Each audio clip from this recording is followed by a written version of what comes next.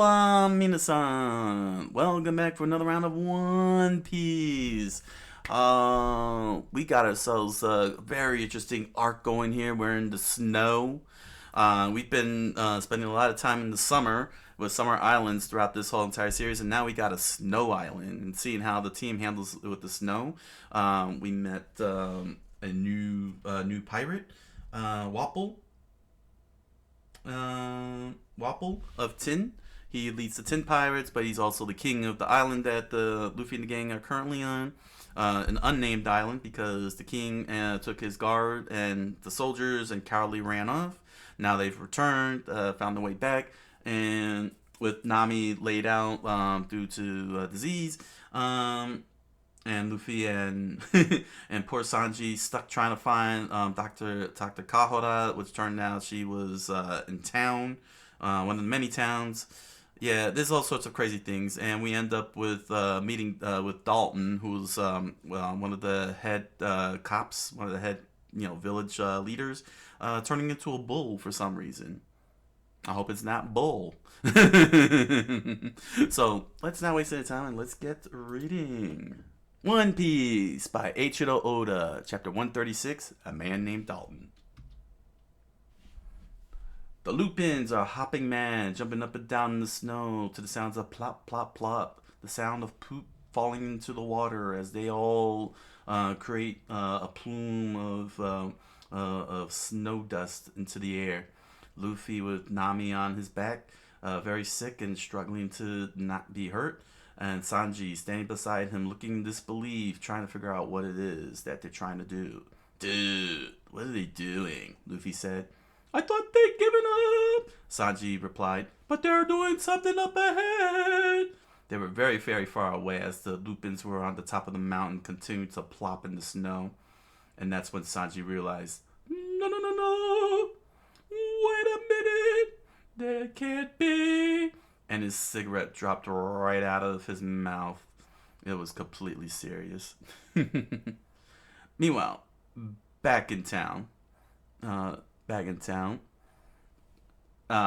guard screamed out, everyone who can fight, grab a weapon, head for Bighorn!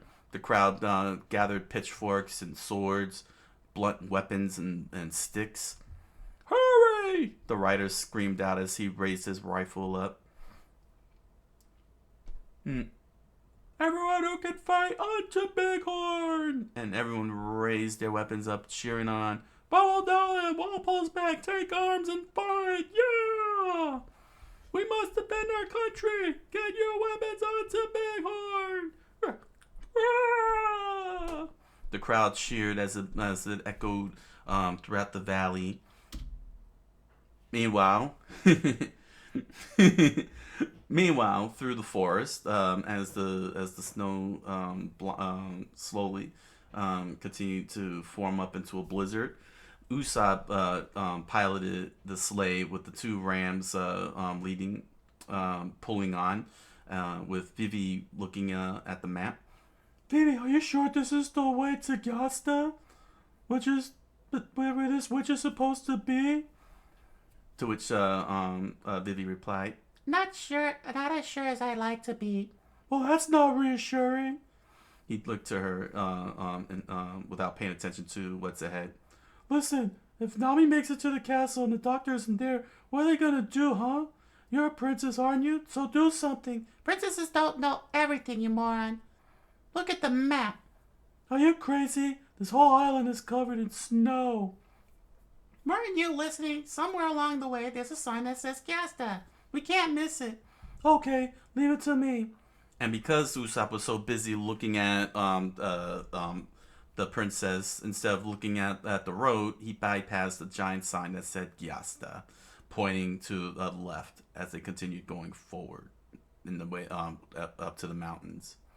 Meanwhile, back over at the at one of the villages, Wapple, I don't know why I said Moral. Wapple was munching away at some wood and chewing and chewing and chewing, and he gulped. And he raised his arms up into the air as he stood on top of his woolly hippo, and with a big cheer. It's delicious. Hear me, my people. Everything in this country is my candy. Tell me why I'm so great. Kuromaru, Kuromarimo. It's because you're a King Wapple, your majesty. Exactly. And I prefer my houses cooked well done. He's, and the pirates cheered on as the townspeople watched in horror as their houses were being broken down and fed to Wapple. I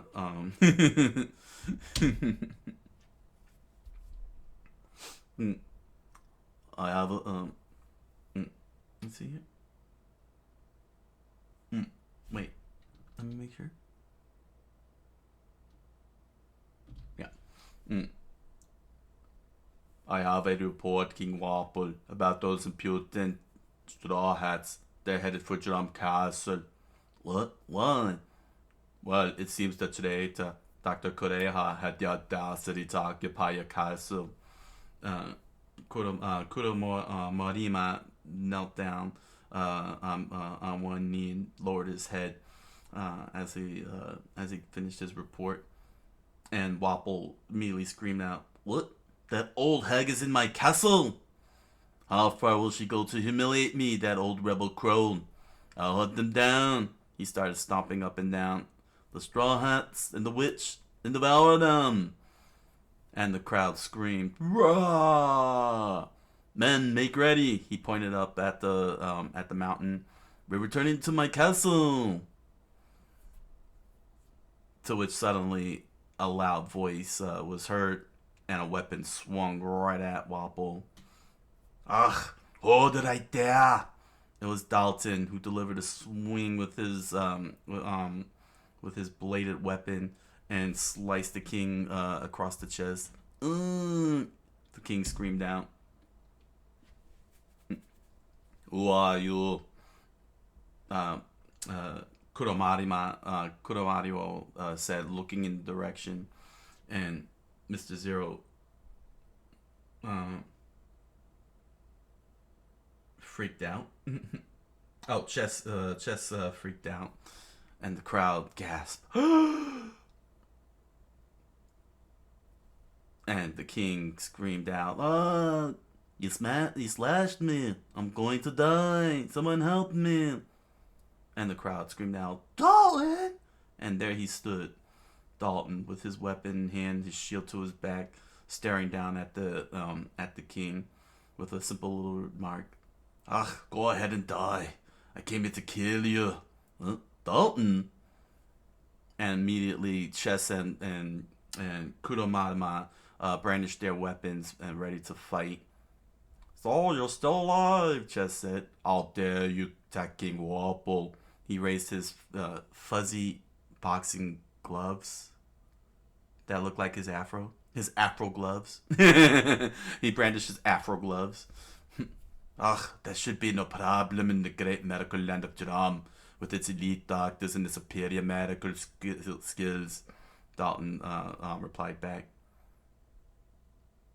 You are white.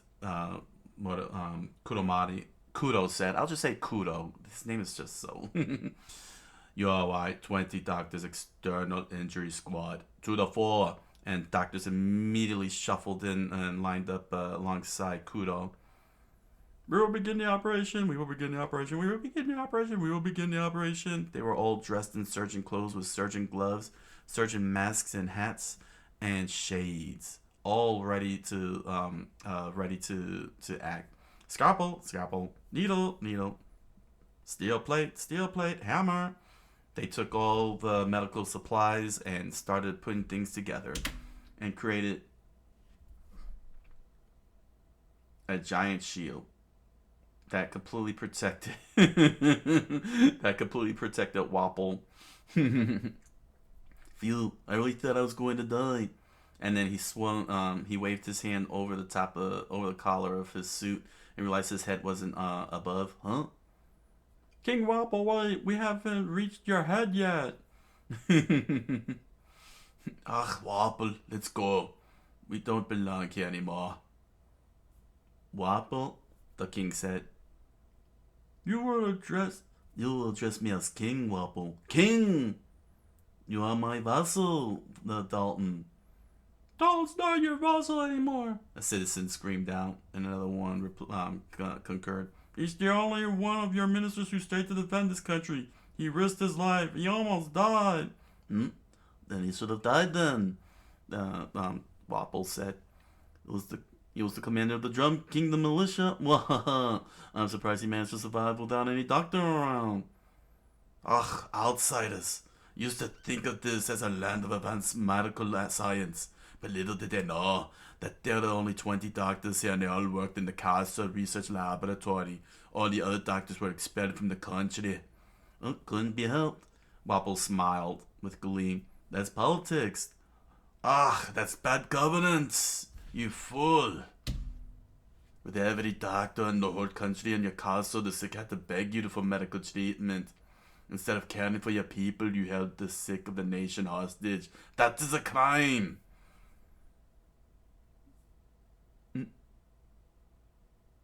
And Wapple pointed right at him as all the pirates raised up their weapons. You don't heed your words at all, do you?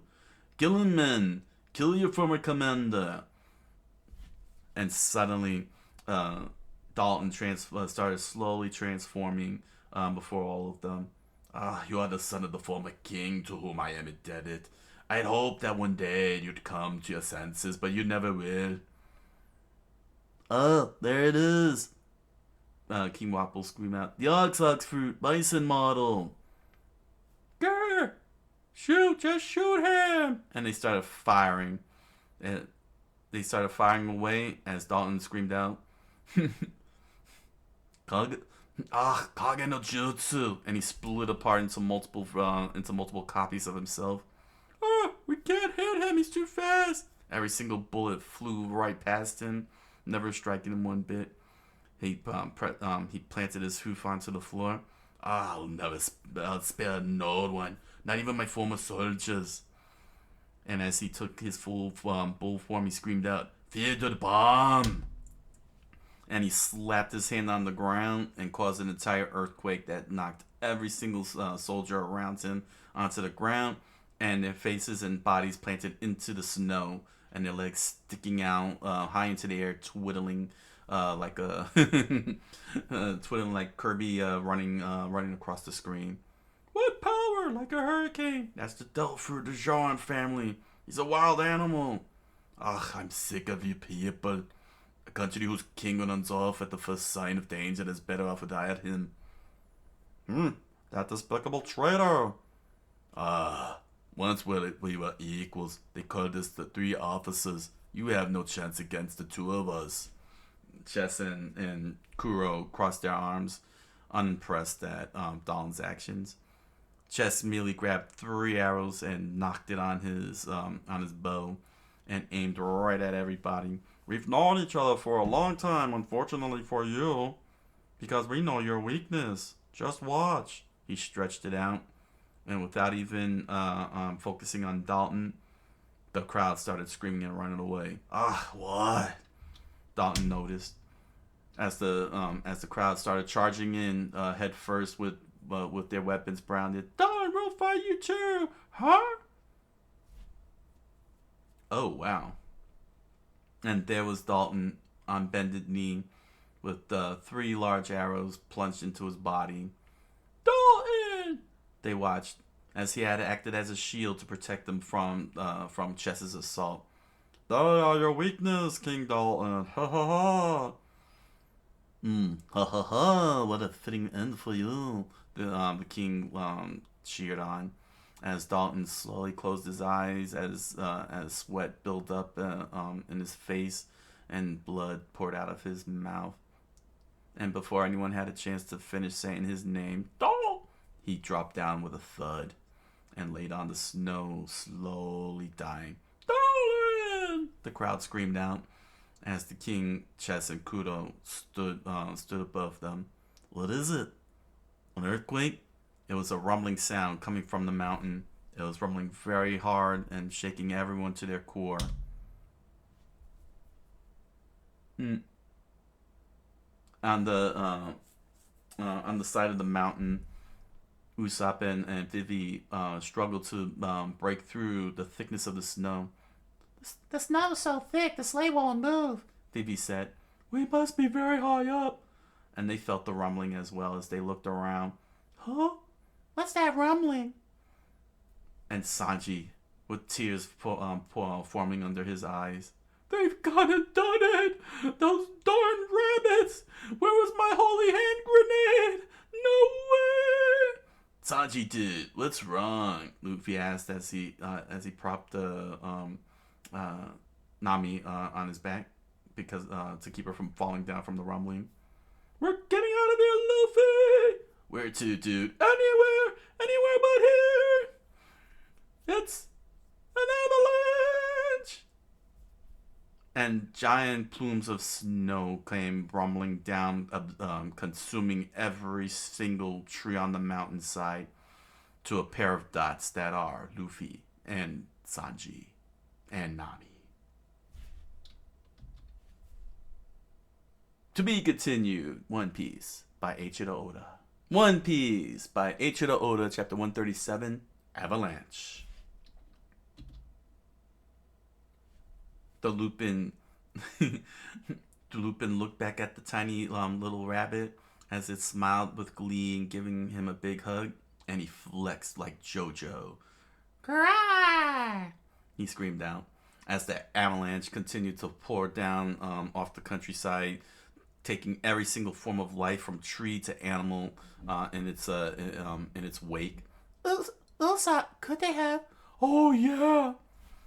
Meanwhile, at the village, everyone screamed out, "Get out of the village! Hurry! There's no stopping it! It'll bury us! Avalanche! We're going full Colorado here!" And the avalanche rumbled on its way down as Sanji and Luffy ran as fast as they could. "Those rabbits are gonna pay for this!" "Dude, what do we do? What do we do, Sanji, dude?" "Oh, should I know? But Nami comes first. Nami comes second. Nami comes third. Nami comes fourth. Nami comes fifth. Got it. Protect her with your life." "I got it, dude. But how?"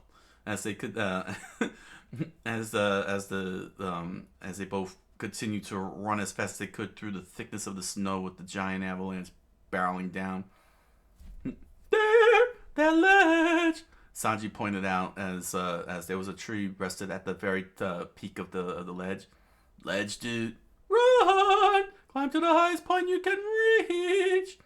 And reach they did as they started running as fast as they could to get to that ledge. "Here it comes!" "Wow, dude!" With all their strength, with all their might, and Nami fighting through the pain of Luffy's erratic run, they made it to the ledge. And they watched in horror as the snow continued to pummel around them. "Good, we made her!"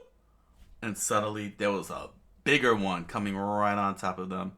"It's no good, we're not high enough!" And they got knocked off the ledge along with the tree. "Wow, dude! We'll be buried alive!"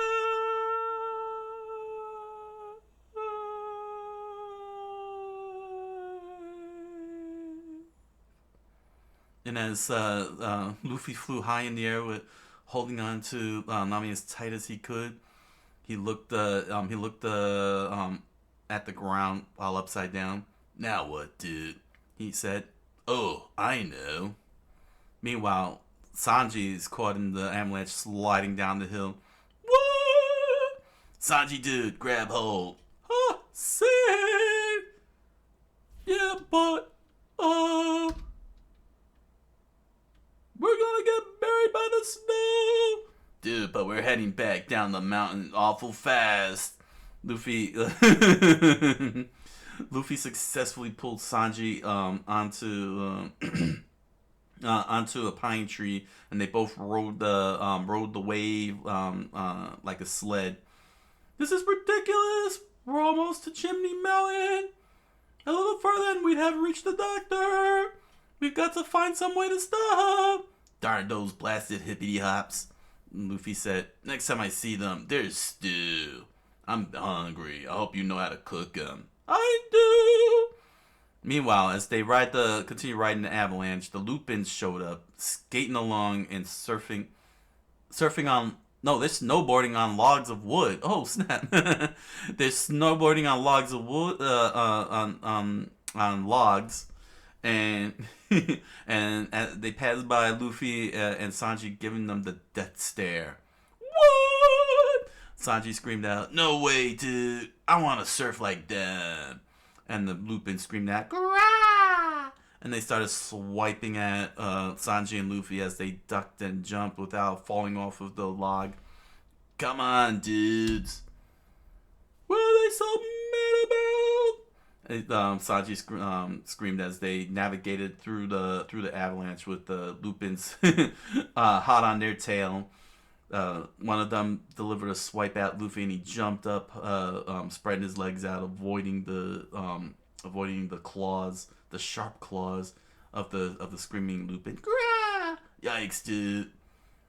And Sanji immediately dropped down onto the log as Lupin chomped his teeth at his head. Whoa! Ah! And suddenly they noticed that they were about to launch off the next ledge they were approaching. Look out, Luffy! He screamed. Sanji screamed as the Lupins leapt in the air and did the aerial stunts with their log boards. Up ahead! Ahead! Ah, it's a rock, dude. We're gonna crash! You can't crash! Nami's on your back! As they stared at the splinter stumps, one for each of them. Sanji immediately grabbed Luffy and threw him and Nami into the air. Huh? Dude, a lady requires a gentle touch. And Sanji crashed into the ledge with blood splurting out from his back, and he flew into the air as the avalanche continued downward slope. Sanji, dude! Luffy screamed as Sanji landed on top of the Lupin and knocked him off of his snow log board. And they both started tumbling all along the avalanche as Luffy grabbed hold of the ledge as hard as he could and lifted himself back up. And it says, and Sanji struggled to stay afloat on the avalanche. He looked up and said, "Oh, it worked!" Oh. And he was buried into the snow. And Luffy looked back, screaming, "You idiot! Don't try to hog the glory, dude!" And he stretched his arm out and grabbed Sanji's hand. He held on as tight as he could, only for the glove to slip off. Ah, dude, I broke your hand off. No. Luffy screamed out as his eyes bulged and his mouth gaped in horror. Sanji, dude. And Luffy screamed out as the avalanche continued downward. Downward and downward it went, eating up every single tree and wildlife in its wake, making its way to the town. Here it comes, there's no stopping. Right down, they'll bury this village. Run! Let's get out of here. Wapple screamed out. Get on, Chess. Kuromarimo. Yes, sir. Robson, serious mode. Robson, serious mode. No. Robson, serious mode. Snort. And Robson begins leading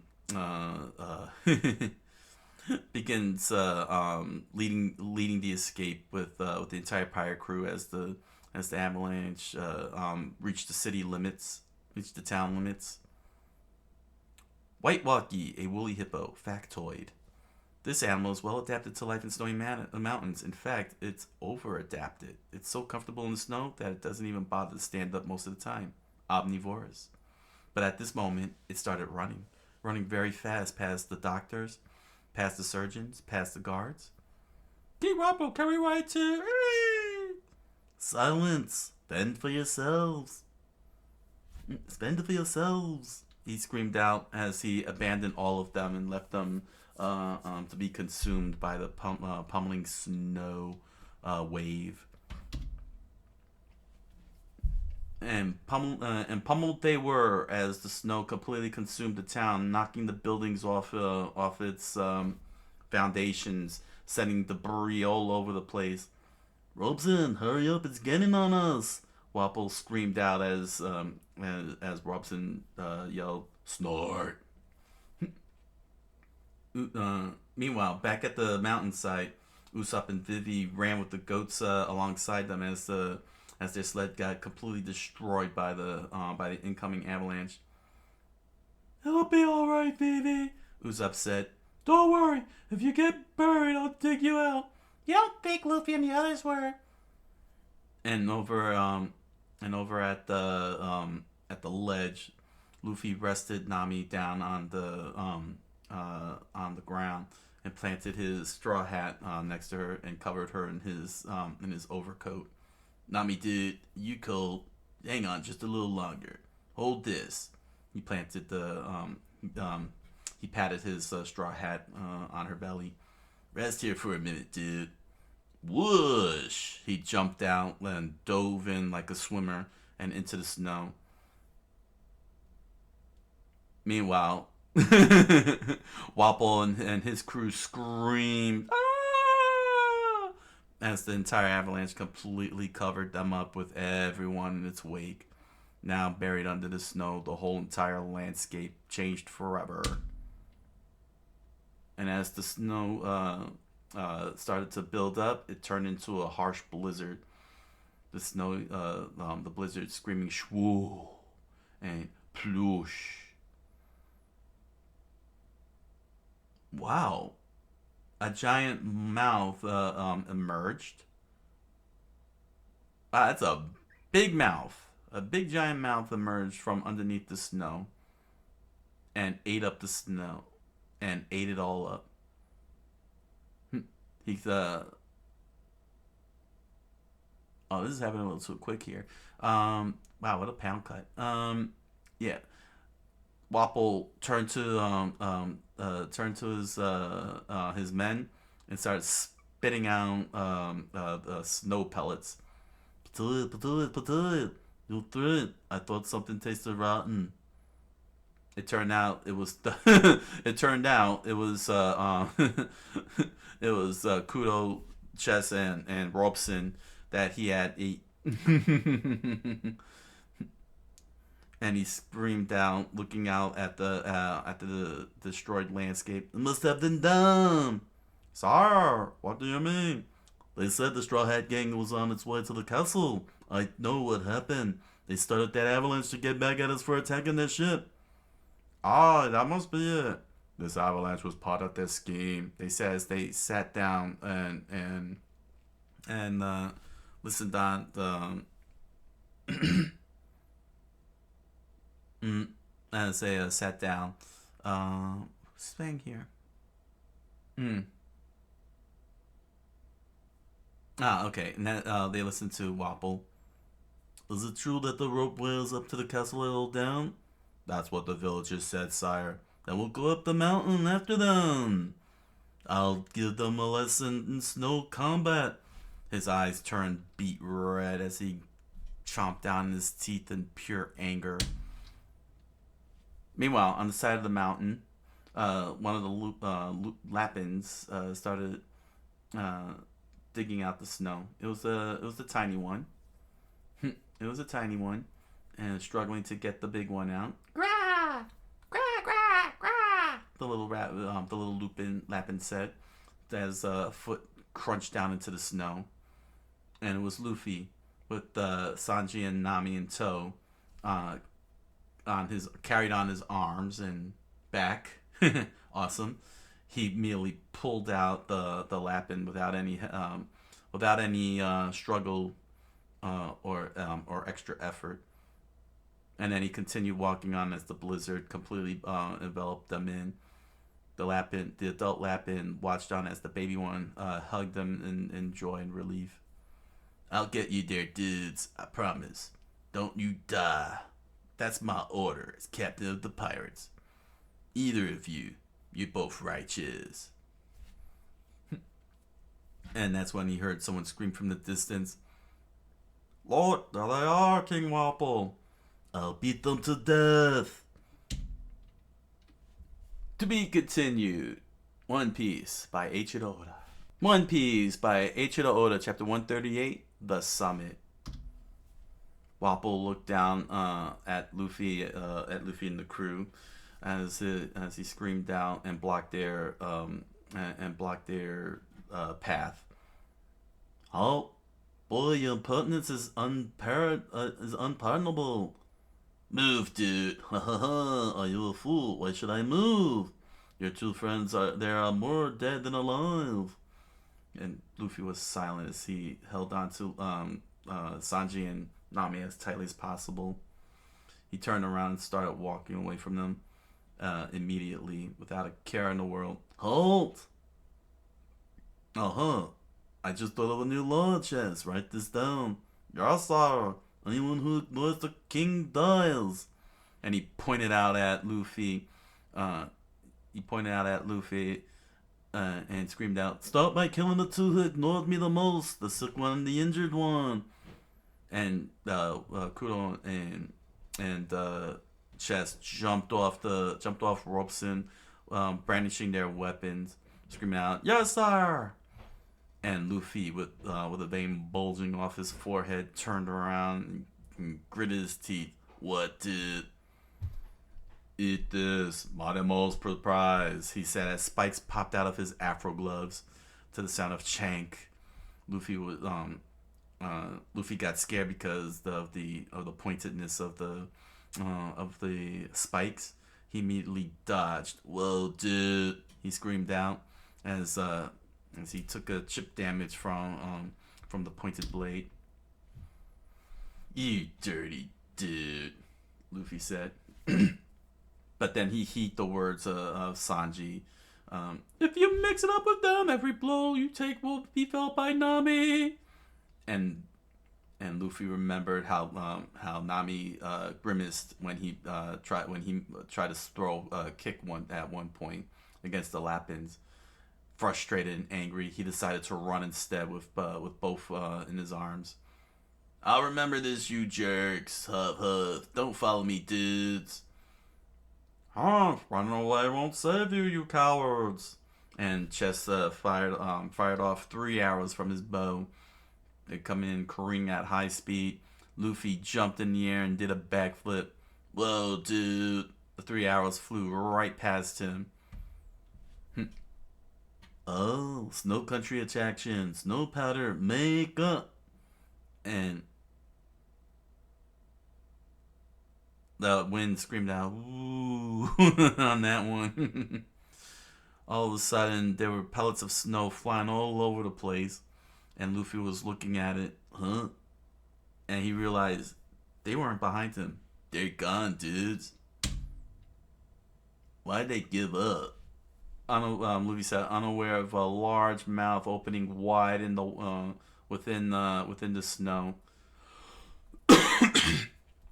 It caught Luffy's attention. He immediately jumped in the air with Sanji and Nami. "Whoa, dude!" Wapple chomped down his teeth and missed to the sound of whoosh. "This is Snow Country combat. The White Mantle, snow powder makeup. Me are no Sailor Moon though," Kudo said as he threw his spiked afro gloves at Luffy while he was stuck in midair, and his chest came from above with an arrow aimed at his head. "And their weakened states, they'll be killed instantly." "Ah, dude!"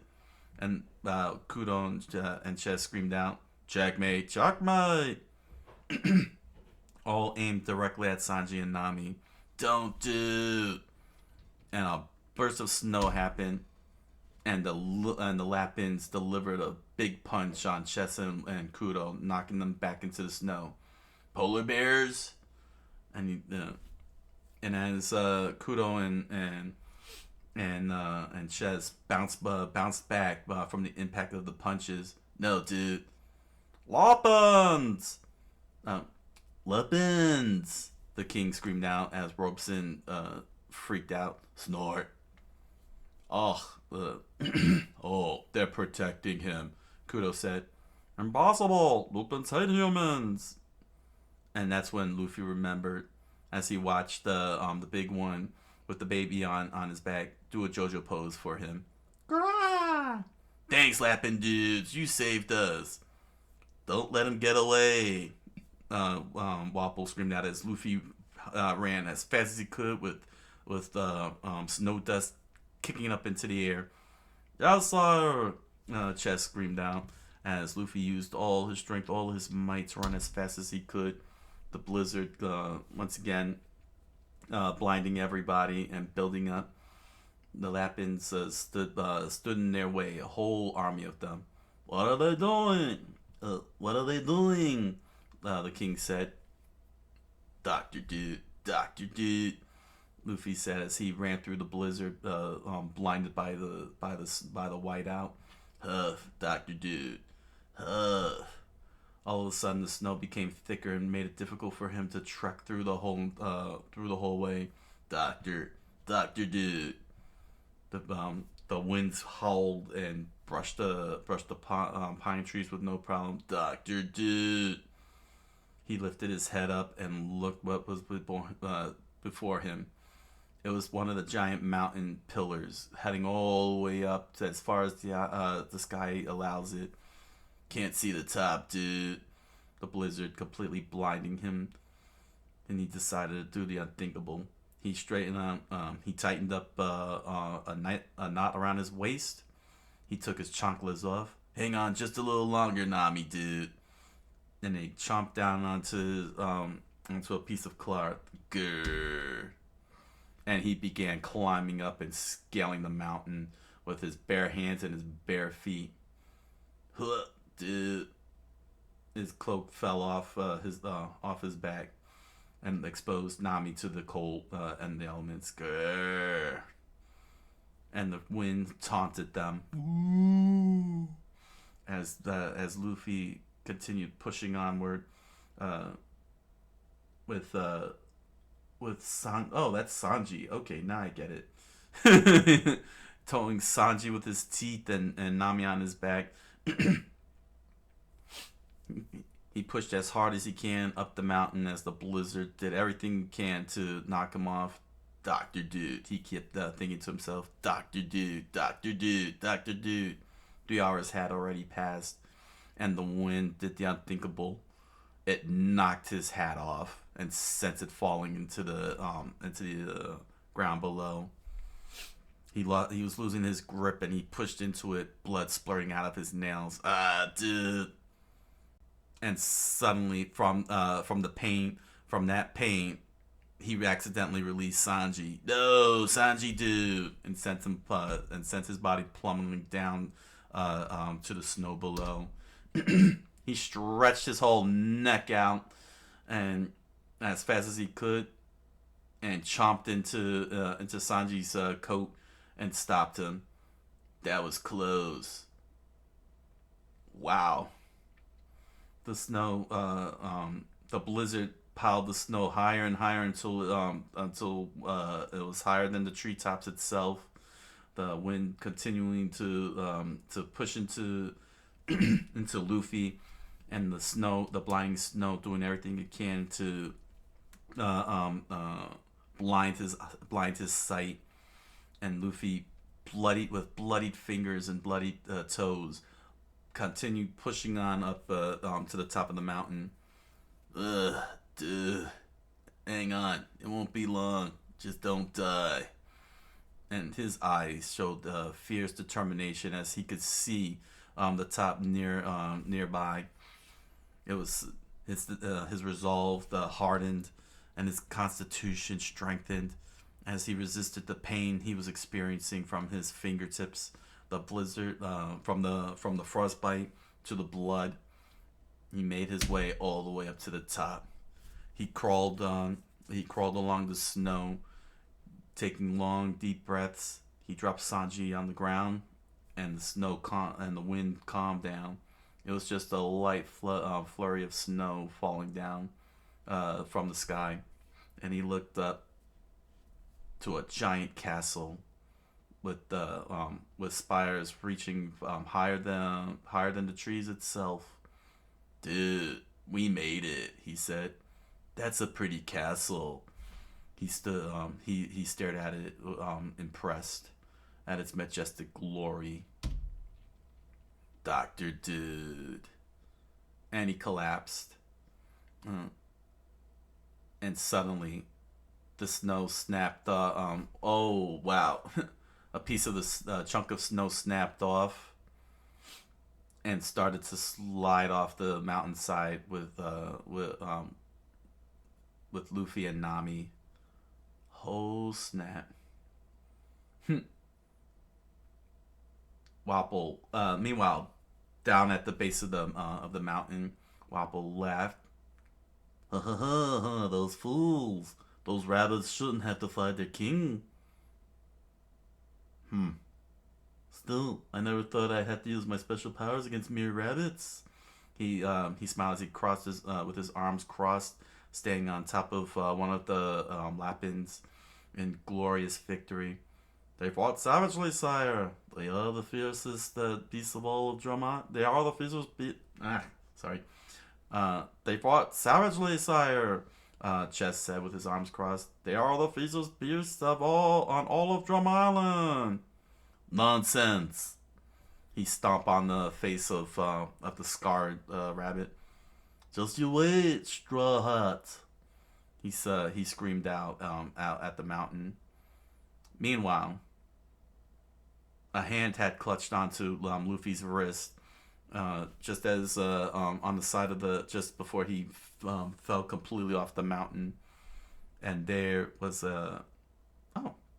what is that, Chopper? What appears to be Chopper with a human hand and an anthropomorphic form, staring down at Luffy to the sound of shwoo. To be continued. One Piece by Eiichiro Oda. One Piece by Eiichiro Oda, chapter 139. Enter Tony Chopper.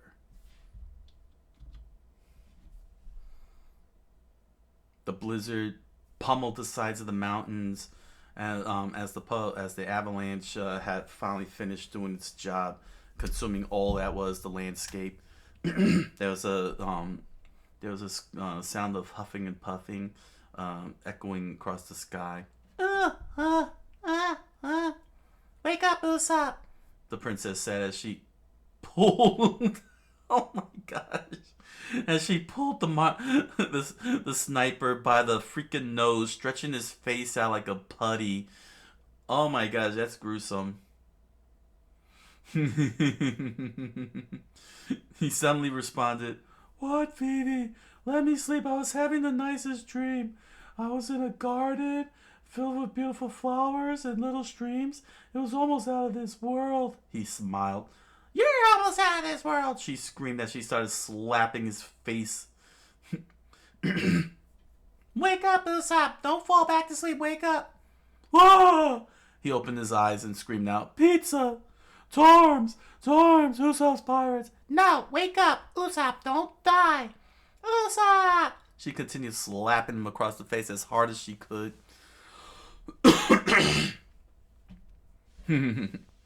"Phew, you saved me, baby," Usopp said as the blinding blizzard went shwoo on them. "Thank goodness you're alive."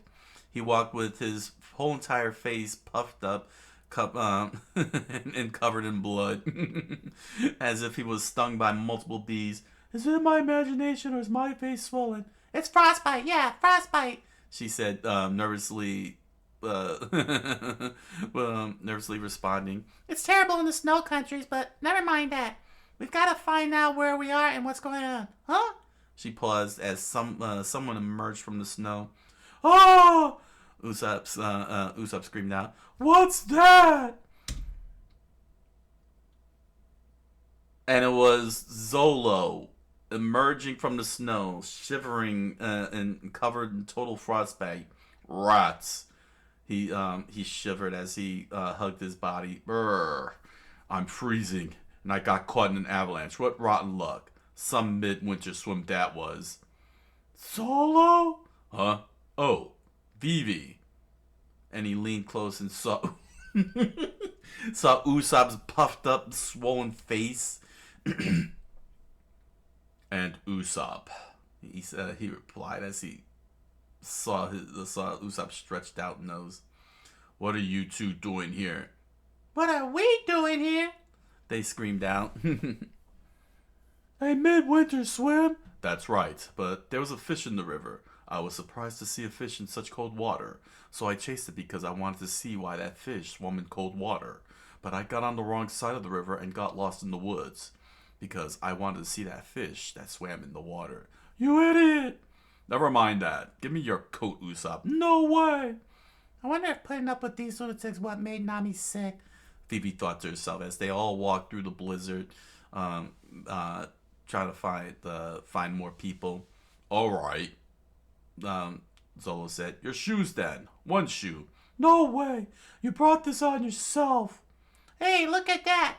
Vivi pointed out and saw villagers gathered around. Something's going on. Hey, I've seen those buildings before. Usopp pointed out as they saw everyone doing a rescue effort. You're right, we're back. This is Bighorn. The whole entire town was covered in avalanche. What buildings survived was only their roofs stuck out, and the people gathering around. Hey, what's going on? Zolo said. What's going on with you? Oh, what's going on with you? The townsperson said. Where are your clothes? And another one pointed out at the mountain. The avalanche buried Mr. Dalton, but those men won't let us dig him out. What? Mr. Dalton? Usopp said. And the pirates with their guns aimed at the crowd screamed out, "Get back, Dalton's dead." Mr. Dalton won't die that easily, the crowd replied. You used to serve under him, don't you even care? We're King Rappel's vassals, the soldier said. To defy him is death. Usopp, I've seen that uniform before. Am I mistaken, or didn't we meet them at the sea? Yeah, you're right, Usopp replied. Then they're not our friends, right? Right, they're the enemy, right? Oh. They're the enemy, all right. Oh, I see. Sorry. Right, they're not our friends, right? Right? They're the enemy, right? Yeah, they're the enemy, all right. Usopp, tilted his head in confusion. But what are you so worked up about? Anybody who doesn't like it could take us on. If you have the guts without Dalton to lead you, ha ha ha ha ha. The soldier laughed out loud with his mouth wide open, and made it easy for Solo to jump from out of nowhere and back fist him across the face. Pimp punch, and the soldier screamed out, "Urgh," and he collapsed. What, Mr. Bushido? BB screamed out. Who is that guy? The soldier pointed at him. And the townspeople screamed, Stop, you fool, if you fight them. Ah, ha ha. Zolo walked away with a coat covered in the soldier's coat. Nice and warm. You just wanted his coat? The soldier screamed out. Kill him! You're nuts! Usopp said as Zolo walked by without a care in the world. Oh, they never learn, do they? He smiled, looking back at them to the sound of kill him. Meanwhile, at the top of the mountain, the castle, Dr. Dude. Oh,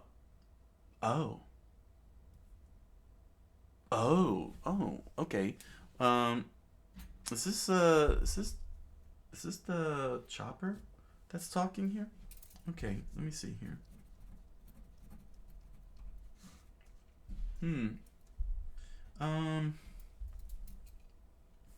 Should I give him the Scottish accent? Hmm.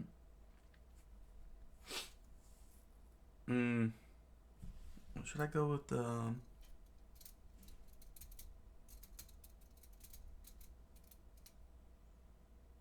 Hmm. Let me see. It seems like he's got a small body here. Oh, but he was big. Hmm. Hmm.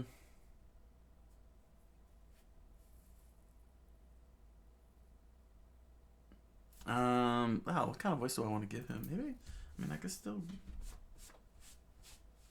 Hmm. You know what? I could give him the Italian voice. Yeah. You know what? Hey, it's Italian. Sure. I mean, he's with the doctor, and I gave her an Italian voice, so it makes sense that he would pick up her Italian accent. Yeah, okay. A doctor, the antibodies are working. Yes, as they should be. So tell me. So tell me, what made her sick? A gesture. Correct. You look after her. Inside, there was uh, all sorts of equipment, medical equipment, bubbling liquid, medical books with research and design, a skull, a rockin' awesome skull microscope, checking over the blood, and a table, a bed strapped down with various types of arms featuring buzzsaws, knives, claws, and hammers. Chopper was walking by very quietly past a bed where Nami rested as she was being tended to, with axes and swords and skulls looming all around her. On her head was a sack tied to a rope, as Chopper, in a tiny human form, began working at the table. She opened her eyes slowly as she felt the pain and the headache bashing on into her brain. He walked on back very very quietly, and she immediately pulled herself up. Ah, who's that? And he freaked out and screamed, "Hey!" And he dropped stuff on the floor and stumbled over the chair and table. She looked at him as he looked back, freaked out and everything, and immediately ran out the door. And and he stared right back at her, shivering. Ah, you're peeking the wrong way. And he gasped and immediately hid behind the side of the door with one eye peeking out. Ah, what a moron. I can still see you. What are you anyway? Uh, uh, Get lost, the human, he screamed out. By the way, is your fever better? Ah, he spoke. Ah! Stop the ruckus, Chopper. The doctor screamed out as he started freaking out and everything. And there, the doctor stood before her in her rocking, in her rocking outfit with her navel all exposed, with the all pierced out and everything. Your fever seems to have gone down a bit, girlie. Are you happy? And she pointed her finger right on Nami's forehead and tapped it.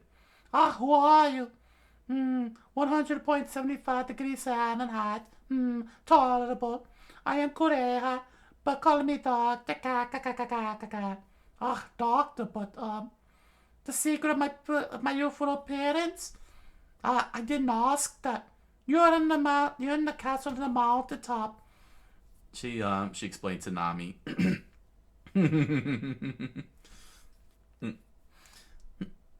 Nami immediately turned to Kureha.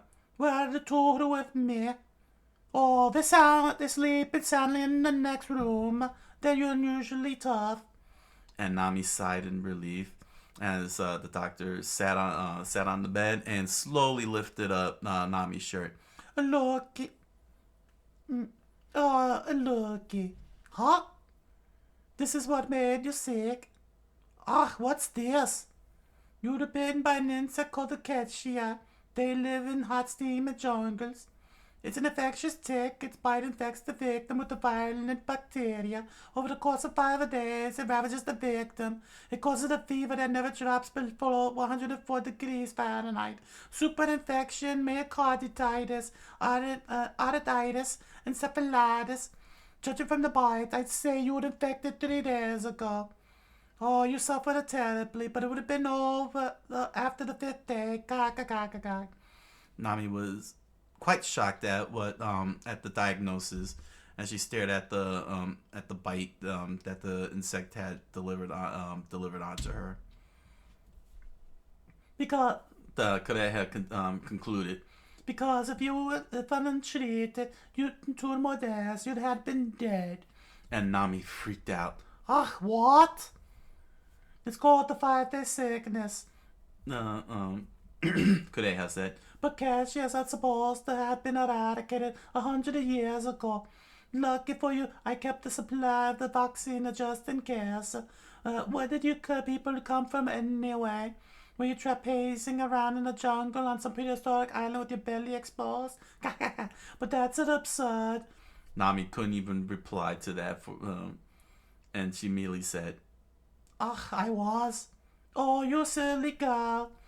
You stayed in bed. She slapped Nami back down. Your treatment's not complete. Oh. What? Nami looked up.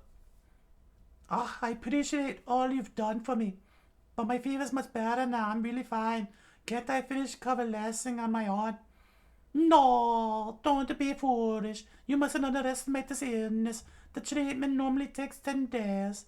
Do you want your sickness to come back and kill you this time? You lie here, take it, and take your medicine for 3 more days. Ah, 3 days? But I can't, I'm in a hurry. And suddenly a scalpel from the doctor aimed right at Nami's throat.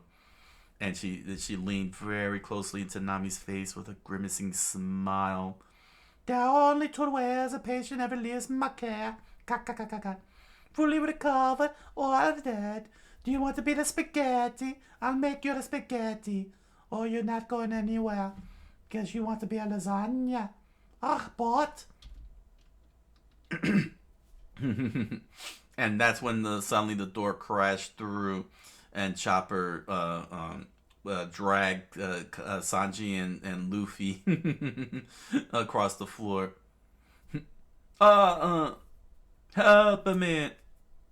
Hold it, dear me, Luffy said as he chomped at Chopper's side. Wait, Luffy, I'll cook him up. It won't take a minute. Nami tilted her head to the side. Luffy, Sanji, and what is that? Some kind of a cute blue-nosed talking deer? Oh.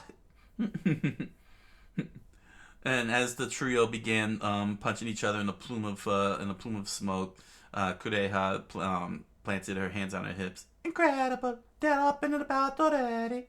Who are those guys, Chopper? She remembered in the flashback. That the one that climbed up here with the girl on his back, all the way to the top of the 50,000-foot drum rock. It was nearly frozen. What was? That's still Kureha? Yeah. He's nearly frozen. What was he doing dressed like that? Boil some water and throw him in it. And this other one is bleeding badly. 6 broken ribs and a cracked spine. Shall I operate on him? The girl's the most critical condition. She's barely alive. Chopper, get the fennel and the cardiotonic and the child killing. An infection? Yes, but it's not something the local. And as Kureha lifted up Nami, a bloody hand grabbed her wrist. Check, dude. It was Luffy. Check, dude. He said as he tried to keep Kureha from touching Nami. Check, dude. Huh? It's okay. She smiled at Luffy. I'll fix up these blood-spattered kids. And the girl too. Have no fear. "Bye, friends," Luffy said as his whole entire frozen body shivered to the sound of chack chack and snort snort. Frozen snot oozed down his face. "They're my friends, dude." And the doctor looked at the captain and smiled. I'll take good care of them. Chopper, get the Cory. "Yes, the doctor." And now, as the flashback ended, Chopper, Sanji, and Luffy begin fighting each other. "Wait, the humans, hold it, dear meat dude. Luffy, I told you not to eat him yet. I have to prepare. I hate your people. You're all crazy." Don't you know what he is? Don't you know what he is? That's a Chopper. He's your basic blue-nosed reindeer. Ah, Nami says. She looked in amazement. Rainbow don't talk. And Chopper immediately screamed out, "Get off of me, you!" as he started shaking and shivering.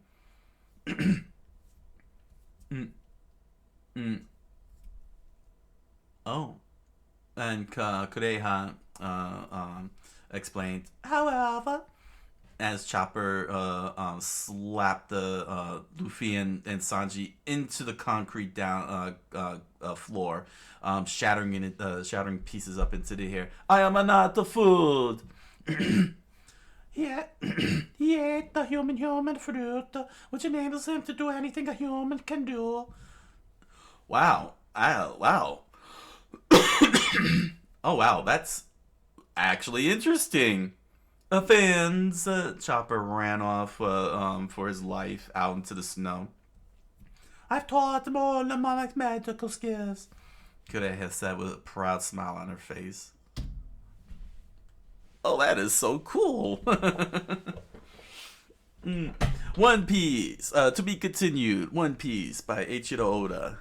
One Piece by Eiichiro Oda, Chapter 140, The Castle of Snow.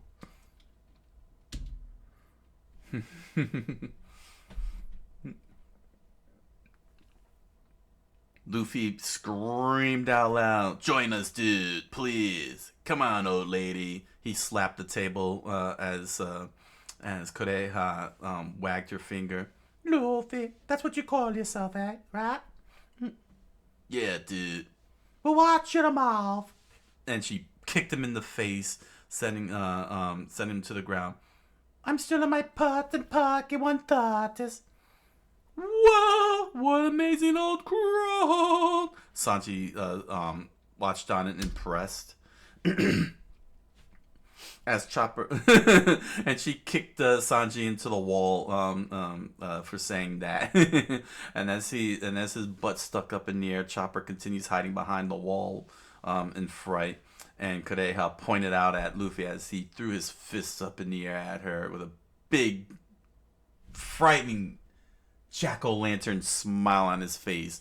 You want me to become a pirate? Don't be ridiculous. Wait. Yeah. Don't be ridiculous. I have no time for such nonsense. I have no interest in the sea. Who cares if you're interested in the sea, dude? Just do it, like Nike. Let's have an adventure, old lady. There's a pirates. I told... No, they're the pirates. Chopper thought to himself as he watched on with fear. I told you to watch your mouth. She screamed out as she was ready to punch him. Chopper remembered a person screaming out, "I like pirates." And when Luffy and Sanji looked in his direction, Chopper screamed out, "Oh, huh? Hold it, reindeer stew, dude! Stop at your fins!" Luffy and Sanji chased after Chopper as Kureha followed right after them. "Ah! Just wait, Nami! I'll whip you up some stamina building reindeer stew!" And Kureha screamed out with weapons in hand. I'll eat you before you can eat him. "Oh, it's the old lady! And she's got a butcher knife, dude!" And they ran out the door as Nami just watched on with a sweat drop hanging off the side of her cheek.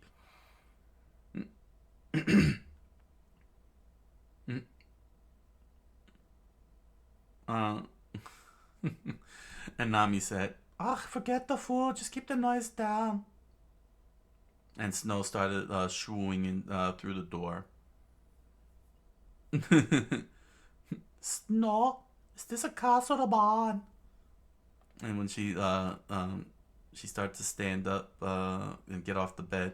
Ugh, it's cold. I better close the door.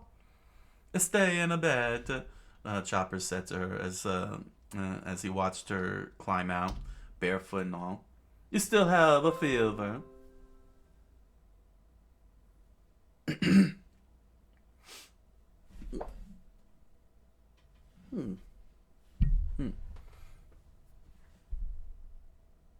Ugh, no, I don't. I'm fine now. Still, you mustn't get up. Where did they go?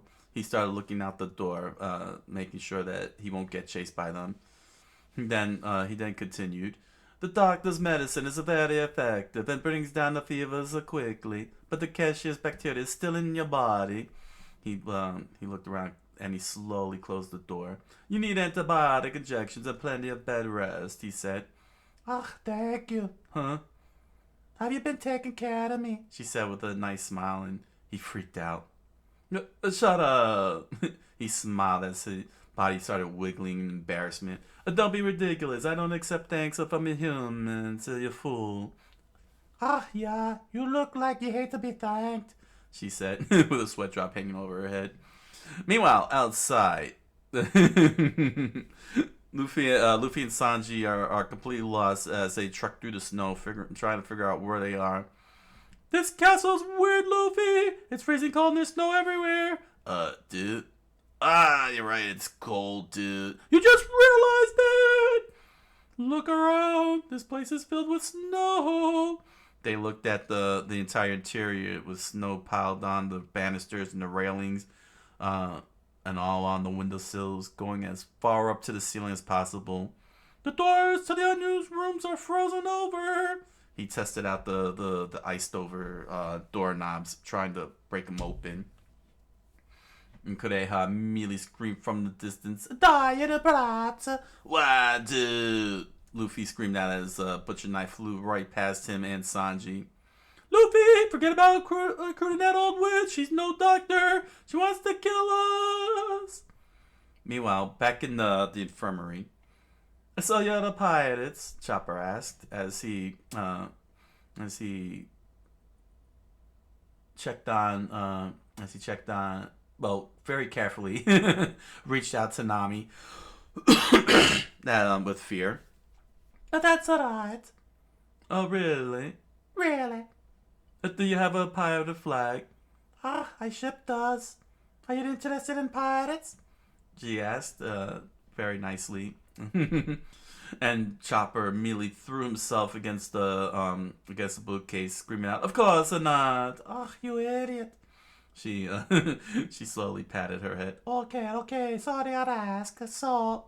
And she let out a beautiful smile. You wanna come along? Huh? He freaked out as his eyes slowly bulged out. I mean, sail the ocean with us. Wanna come? I'd really appreciate it. If we had a doctor with us, I wouldn't have to stay here for 3 more days, and we could really use a doctor. You fool. I'm a reindeer. I can't live with humans.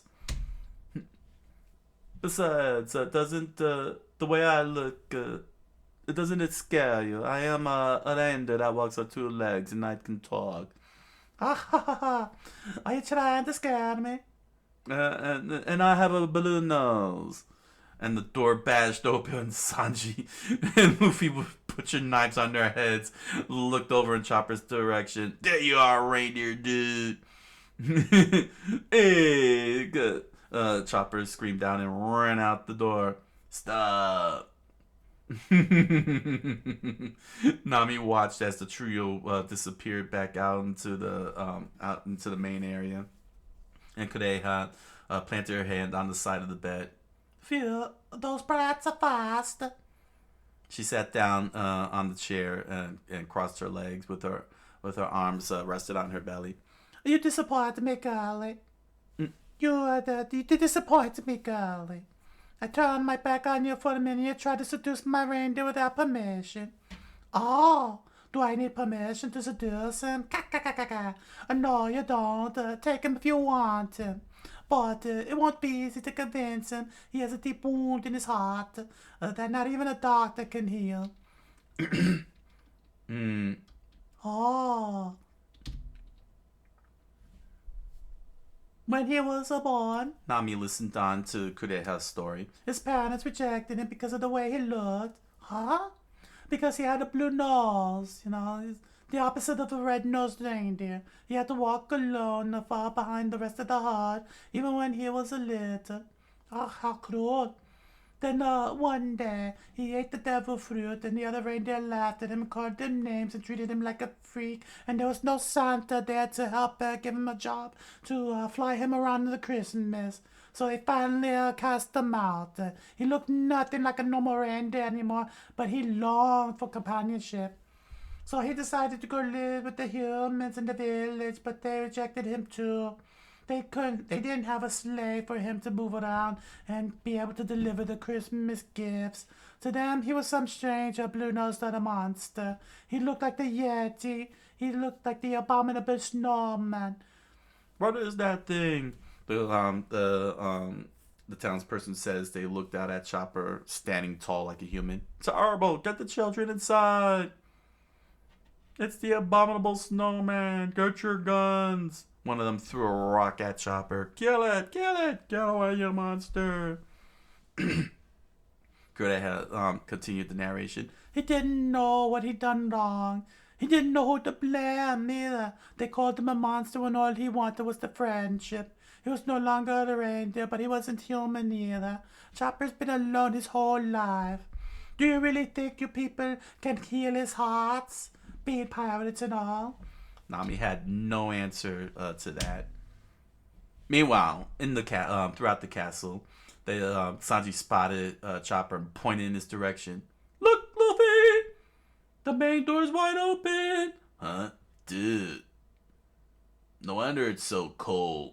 Let's close that door. It's colder in here than it is outside. So this is where all the cold air is coming from? And suddenly they heard Chopper scream out, No, don't touch it at that door. Ignore that guy and close it before we freeze. Yeah, dude, you're right. Hey, didn't you hear? And he suddenly got bigger and bashed through the banister and looked like the Incredible Hulk. Thank you what for I the follow, said. and welcome to the channel. Hold on a second. Should I?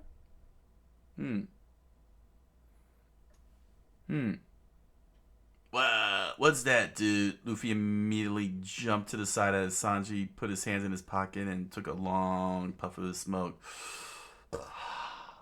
What's going on, dude? Hey, Luffy! Come here! He's looking up high up the ledge. Huh? Dude.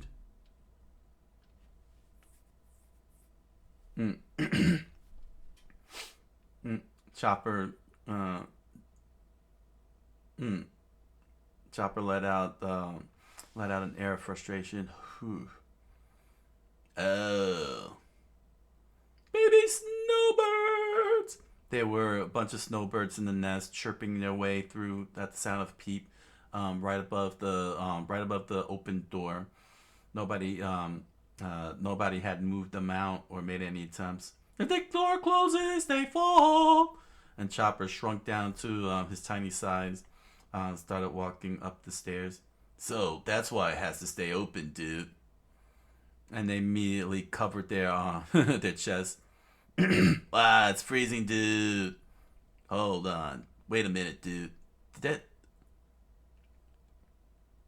Huh? Hold on. Wait a minute, dude. Did that thing just speak to us? Huh? Yeah, and it was standing on 2 feet. Monster! Monster, dude. And Chopper looked back in sadness.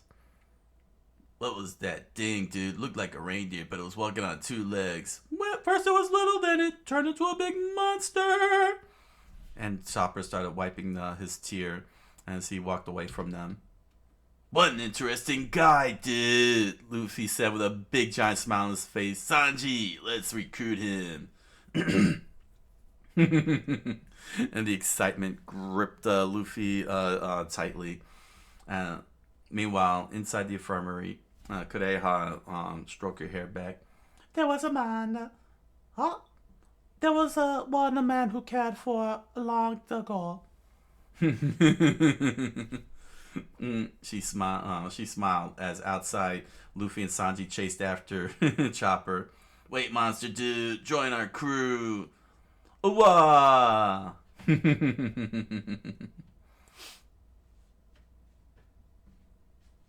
Mm.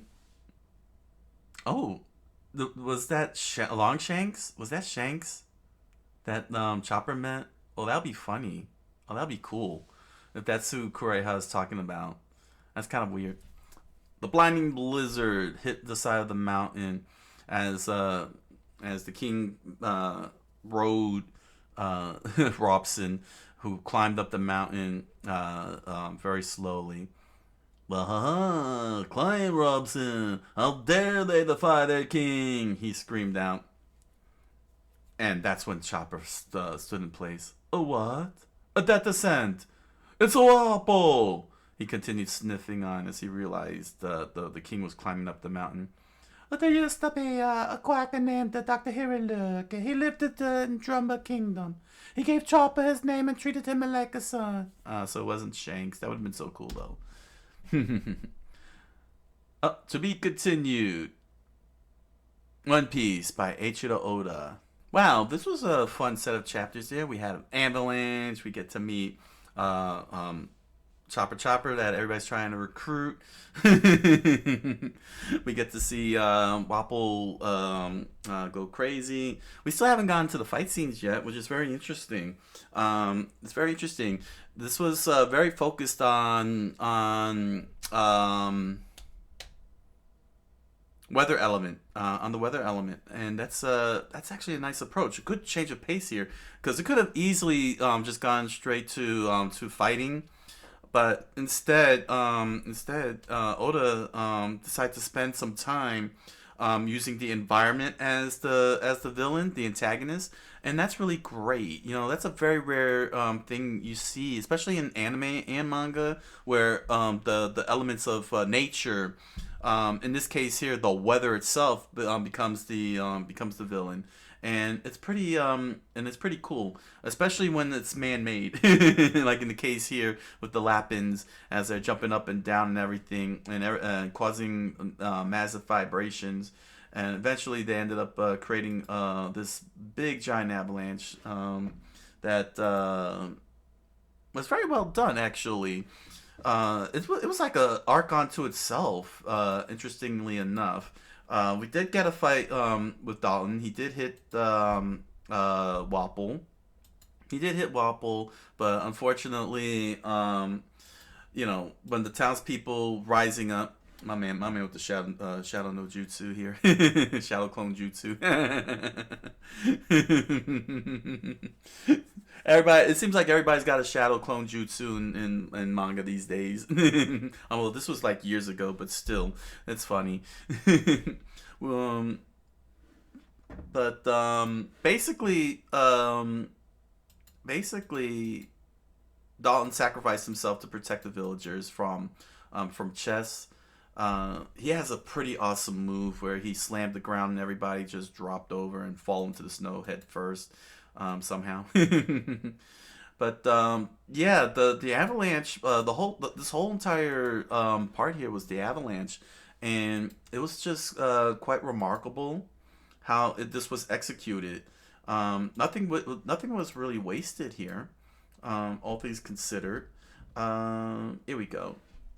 Nothing was wasted throughout this whole sequence. It was great, especially the scale. Again, ever since he did the dinosaur island with all the giants, he really give a sense of scale. He really has a great harness and sense of scale, because look how tiny those two are. in relation to the avalanche. And even with the trees, again, I just love how he does the scaling. They're smaller than the trees, and the trees are smaller than the avalanche, and it just shows just how insane it is. I love when he pulls this off. You know what I'm saying? It really gives you the sense of danger, the big picture of what's going on and everything. And the fact that Luffy and Sanji have to not only escape it but keep Nami safe from getting swallowed up is quite a remarkable feat in and of itself. Um, but ultimately, you know, they try the ledges not once but twice and failed at that.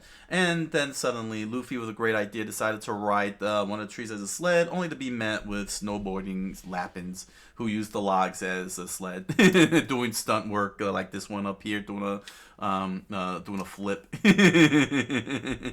I wonder how that looks animated. Oh my gosh. Oh my gosh, I wonder how that looked like in the live action. That would be funny seeing that in the live action. But this was a pretty cool sequence. Very well executed. You know, flowed very nicely. Nothing felt skipped all along this entire race. You know, saying the speed lines were used to nice full effect, giving the sense of movement and all the stunt work and everything. Of course, they tried. There was another ledge, but this time it was with broken off trees, so everybody was gonna get hurt, especially at the speed they were going. Sanji made the sacrifice and threw Luffy and Nami off to save them. He got injured along the way and ended up landing head first into one of the Lappins. And yeah, yeah. Now Luffy had to deal with the two of them. Meanwhile, the village is getting swallowed up by the avalanche, and Wapol, in true fashion, like Dalton said, he runs away and abandons everybody. Um, yeah, what a king! What a king! Our hero, the hero king, and a nice little factoid about the woolly hippos. So man, man, I just love that. You know, the woolly hippos. You know, I'm gonna need to do that with my. I gotta do something like that. Come up with these combinations. You know, what I'm saying, using like all real world animals, but you know, give them those combinations. It's always fun. Avatar Last Airbender did that. You know, just mishmash two you know, real world creatures together. The woolly hippo. That is so clever. I love it. That's such imagination. Oda really has great imagination, man. He really has a great sense of imagination, and it looks so wonderful when he does it. So yeah, the town gets covered in snow. People got hurt, um, and Wapol, of course, survives, which really freaked me out when he did this. You know, say this thing here with the mouth down here on the bottom right. Um, Bigger than the houses itself. I'm very curious about that now because, like, does he really change his size and everything? I don't know. I don't know, but it's pretty crazy. It's pretty crazy. Uh, Very crazy design here. But yeah, Luffy does the awesome thing and rescues one of the Lappins from being buried in the snow, and that ended up being a good payoff. You know, as we get further along here. Yeah, so now we have like the whole post avalanche thing. Wapol and Luffy cross paths once again, and Luffy had to thankfully, you know, remembered what Sanji said about not letting not engaging in fighting because it could because Nami will get hurt, and he chose to run away.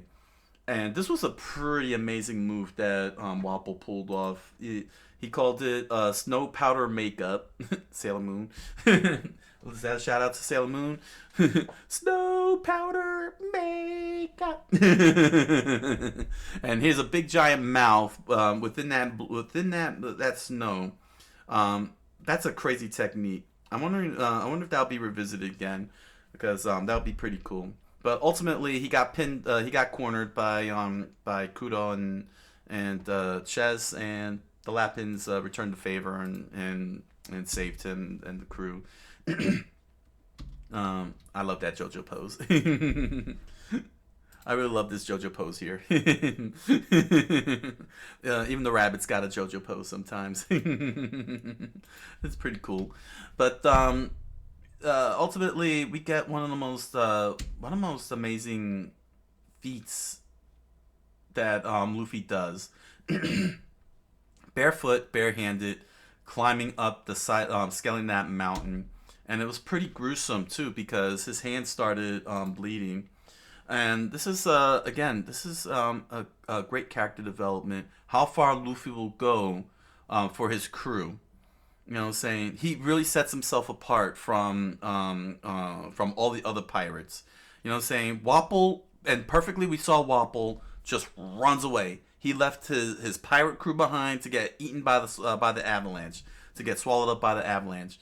Meanwhile, here's Luffy climbing up this whole mountain barefoot, barehanded, with no jacket on whatsoever, with two people, two heavy human beings, probably combined 300 pounds, making his way up that mountain, bloodied up, frostbitten, frostbitten.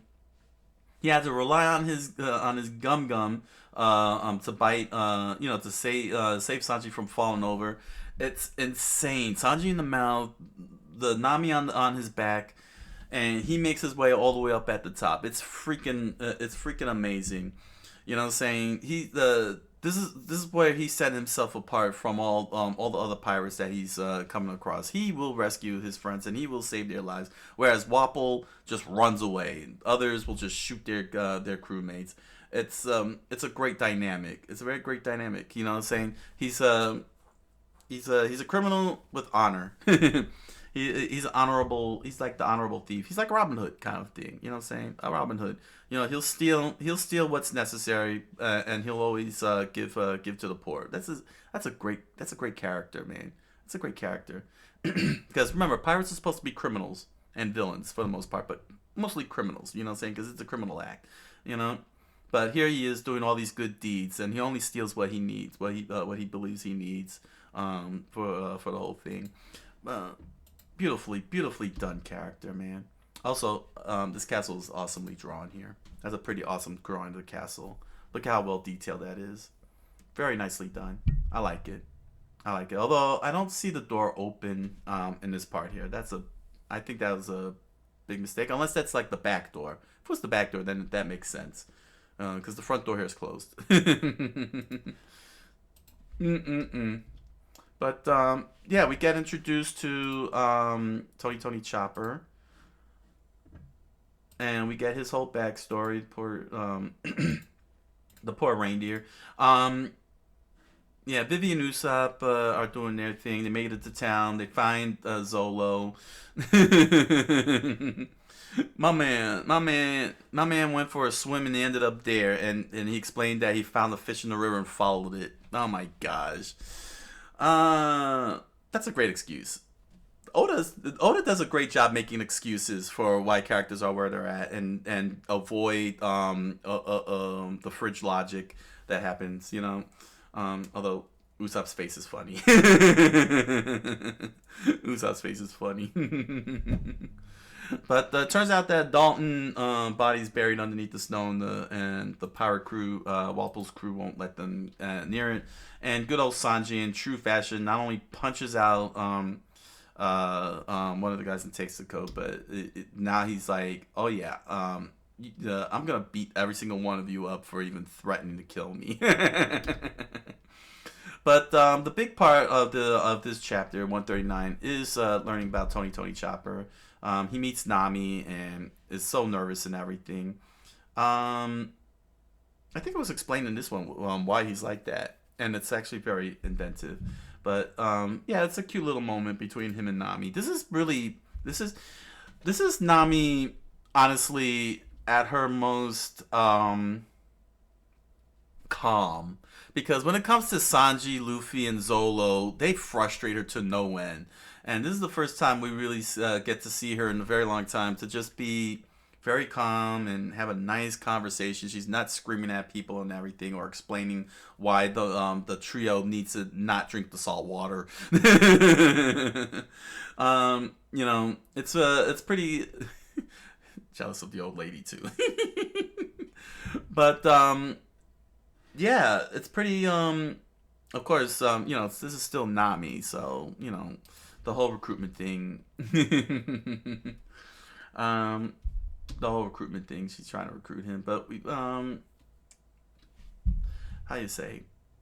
Yeah, this is Nami at her most calmest. Before the storms arrive, which they start doing as they try to eat the deer. The level of stupidity that Sanji and Luffy put on display here, especially Zolo and Usopp. Oh my gosh, it's hilarious. Oh man. Oh man, they all have moments, don't they?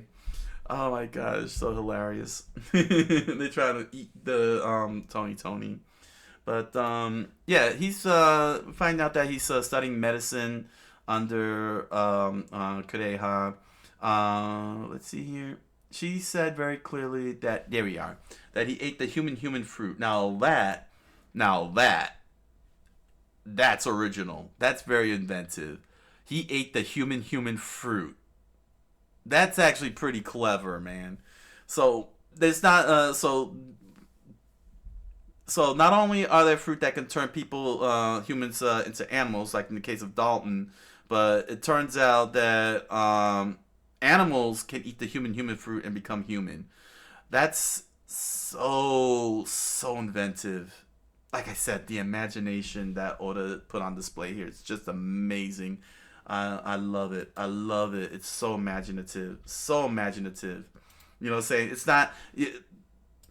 And what's so imaginative about it is that it's not any other type of fruit that gives like lightning powers. No, it's a human fruit. It made him into a human. It's what would happen if a human ate a human fruit? That's a funny question there.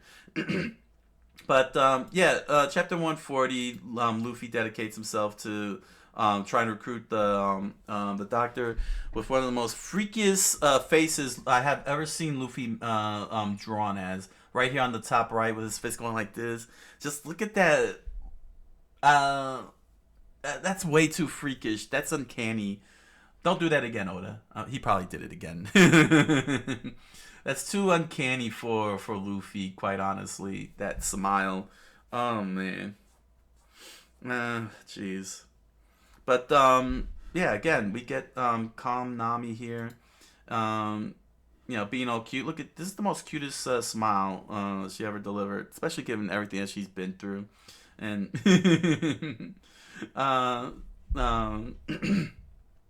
she's taking a liking to him. I guess because he's not going outrageous and crazy like the others do. Oh my gosh! And look at this. Is I don't know if she's scheming or she's really happy. She's being at her most happiest, but it's good to see Nami smile. You know what I'm saying? Pull off something like that. You know. You know what I'm saying? Let me tell you something. Arlong Park, man. Arlong Park really did change change this whole series. You know what I'm saying? Like it really pivoted to a different corner. It makes you appreciate the Luffy and the crew here even more. You know what I mean? Like it really makes you appreciate them. They've it's amazing. It's amazing.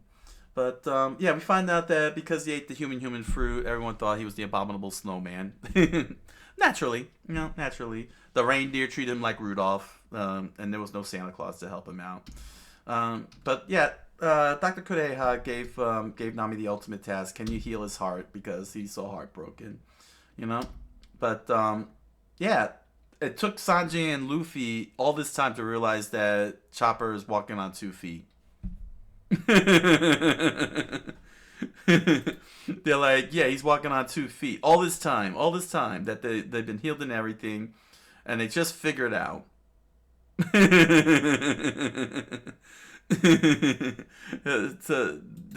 just remarkable. They're just remarkable. But let me tell you something. That's a great smile. That's a great smile on Luffy. That is a great smile that Luffy has there regarding Chopper. You know, Luffy just doesn't have any hate in his heart, man. He just has no hate in his heart. I'm sure someone in the comment be like, just you wait. And I'll probably be thinking, Gear 5, huh? Is that part of the hatred that I've been hearing about? But man, Luffy's got that nice innocence to it, man. It's just Oda just captures that, just the joy in Luffy, man, the joy in Luffy. You know what I'm saying? And thus the chapter ends, with them trying to get Chopper on their side to join the crew, and Wapple ready to get the old lady, kick her out, and reconquer the whole country and everything. So yeah, this was a fun set of chapters, very well executed. Saying I might say well paced, but let me tell you something: the action sequence with the avalanche was great. It was very well. It flowed very nicely. And again, he's got a good not just only a good sense of scale of size, but he's also doing a good job jumping from scene to scene without being intrusive or overwhelming. Between the characters, just to keep us up to date on what's going on, other things. He's really doing a good job here, doing that, allowing for characters to be spread out and everything, and giving everyone scenarios. So we got Usopp, Vivi, and Zolo on one side, and then we got with Dalton buried under the snow and the crew blocking them, and then we got Luffy, Sanji, and Nami trying to recruit. Meanwhile, we find out that Wapple, we get scenes of Wapple making his way to the mountain so he can reclaim his castle and everything. So in terms of scenario jumping, he's doing a very good job at doing that, because nothing felt intrusive. I didn't feel thrown off or tired or exhausted. It's pretty good. It's pretty good. So, yeah, man. Yeah. Comment, like, subscribe, follow. You know you want to. And head on over to Amazon.com and grab yourself a copy of The Impossible Man, a strange fantasy novel written by me. You'll find links to the description to the book down in the description below. Description? Well, you know what I mean. Along with links to other merch such as pins, needles. I've been watching those doctors. Pins, stickers, t-shirts, and music. Thank you for your patronage, and enjoy the merch. And if you're interested, you could join me on my live multi-stream on Twitch and Kick every Monday through Thursday, 10 o'clock p.m. Eastern Standard Time. Alright, so until the next set of chapters, thank you all for joining me, and I wish you all a good night, buenas noches, and oyasumi nasai.